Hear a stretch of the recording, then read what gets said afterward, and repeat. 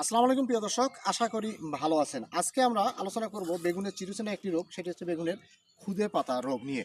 আমার পাশে যে গাছটি দেখতেছেন প্রিয় দর্শক, এই গাছটি কিন্তু এই খুদে পাতা রোগে আক্রান্ত এবং গাছের একদম উপর থেকে যদি আমরা দেখাই, সবগুলো পাতাই কিন্তু একদম সরু হয়ে গেছে এবং ক্ষুদ্র ক্ষুদ্র আকৃতি ধারণ করেছে। মূলত এই সমস্যাটি বেগুনের 1 মাস বয়সের চারা থেকেই কিন্তু হয়ে থাকে। মূলত প্রিয় দর্শক, এই সমস্যাটি হলে পাতাগুলো অনেক সরু হয়ে যায় এবং অনেকটা তুলসী পাতার মতো ধারণ করে, যে কারণে একে তুলসী পাতা রোগও বলা হয়ে থাকে। মূলত আক্রান্ত গাছটি দেখা মাত্রই যদি অপসারণ করা যায়, সেক্ষেত্রে এই রোগের প্রাদুর্ভাব কিছুটা হলেও কম হয়। মূলত যে জমিতে আক্রান্ত হয় সেই জমিতে যদি আক্রান্ত পাতা তুলে সেখানে ইমিডাক্লোরোপিড গ্রুপের যে সকল আমাদের কীটনাশক পাওয়া যায়, সেগুলো অনুমোদিত মাত্রায় 7 থেকে 10 দিন অন্তর অন্তর স্প্রে করলে মূলত এই রোগের প্রাদুর্ভাব কম হয়। এই রোগে আক্রান্ত হলে কিন্তু পাতার সংখ্যা যেমন চিকন হয়ে যাবে, ছোট হয়ে যাবে এবং কুশির সংখ্যাও কম হয়ে যাবে।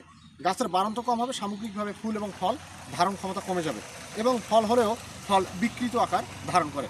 আর এ কারণে এই খুদে পাতা রোগটি দেখা মাত্রই আপনারা গাছটি অপসারণ করে অনুমোদিত মাত্রায় কীটনাশক, ইমিডাক্লোরোপিড গ্রুপের কীটনাশক অথবা পাইমেট্রোজিন প্লাস নিজেম পাইরাম গ্রুপের যে সমস্ত কীটনাশক পাওয়া যায়, সেগুলো স্প্রে করলে ভালো ফলাফল পাওয়া যাবে। ধন্যবাদ।